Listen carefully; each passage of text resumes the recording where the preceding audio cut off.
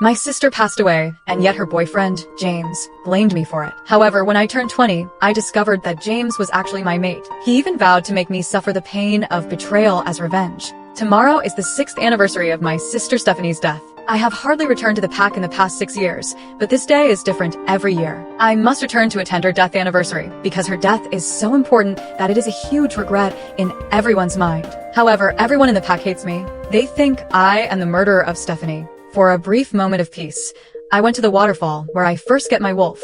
I sat on a rock with my eyes closed and listened to the sounds of nature quietly. Suddenly, my wolf ran back and forth excitedly in my mind. Mate! Our mate! Mate! I open my eyes suddenly and see the man not far away. It turns out to be James, who almost becomes my brother-in-law, and at the same time, he's the one who hates me the most. He firmly believes that I am the murderer of my sister. Before I can come to my senses from the shock, he strides over to me and kisses me. His scent is so fascinating that just when I indulge in his kiss, he suddenly seems to come to his senses, shakes me off, and questions me.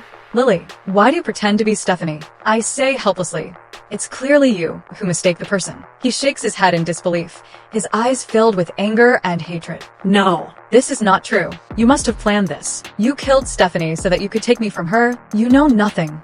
I hiss back at him. I was 14 when Stephanie died. 14. And it is the moon goddess who picks our mates, not us. There is no way that I could have killed Stephanie knowing that the moon goddess would mate me to you 6 years later. I am a werewolf, not a psychic. He seems to go mad and doesn't listen to any explanation. He glares at me fiercely.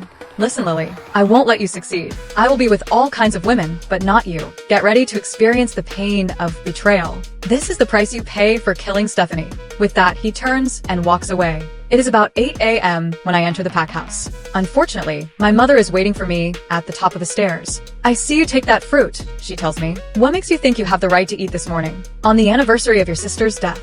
I say nothing. Experience tells me that responding to my mother when she's in one of her rages leads to nothing good. Do you have any idea what Stephanie is eating right now? Nothing. She is eating nothing because she is dead. Because of you. With that, my mother slaps me hard across the face. I stumble back, trying to avoid falling. I anticipate the tragedy that follows. Although I am her daughter, 6 years ago, in her mind, I become the murderer who kills the daughter she loves most. Even though I am beaten and bruised, I still get no sympathy. I am wrapped up like a corpse and transported to the venue by my father and brother. The friction between my wounds and the blanket causes intense pain, but no one cares about me. I close my eyes but can still feel James' burning gaze. He says to my father and brother, Nick and Beta Robert, please bring Lily to her seat in the front next to Sheila. My heart starts beating faster, and I have a bad feeling. Sure enough, James knows I am awake, and he says to me through the telepathic link, get ready, little mate. Sitting next to Sheila is only one part of the fun I have planned for you this morning. I sit in my seat and slowly open my eyes. As expected,